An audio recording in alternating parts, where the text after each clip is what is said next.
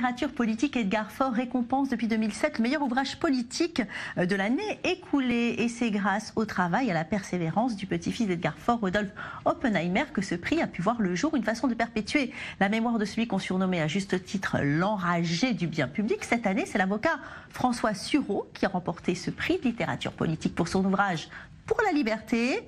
Et Moshe Levin remporte le prix de l'œuvre engagée pour son ouvrage Des Juifs engagés dans la nation. Olivier Lerner n'a rien raté pour nous de cette cérémonie qui s'est déroulée hier à la mairie du 16e. Sarah Jamy.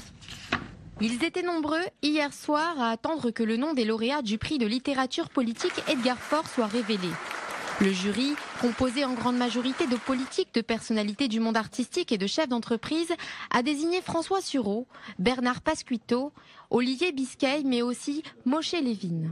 Un prix que ce rabbin du Rincy et ancien porte-parole du grand rabbin de France a obtenu avec un thème inédit, l'aumônerie israélite et son rôle dans la résistance pendant la guerre. Un sujet d'utilité publique selon l'auteur. Le livre a été tiré à quelques milliers d'exemplaires. Vous pensez que votre ouvrage maintenant, et avec ce prix, peut intéresser le grand public? Oui, je pense qu'il doit intéresser pas seulement la communauté juive, mais il doit intéresser l'ensemble de la société. Parce qu'on apprend beaucoup de choses. Je ne vais pas vanter les mérites du livre, mais c'est quelque chose qui est utile à la société à un moment où l'antisémitisme est en train de croître, même s'il décroît en France, mais dans le monde, il croît. C'est important de pouvoir lire ce livre.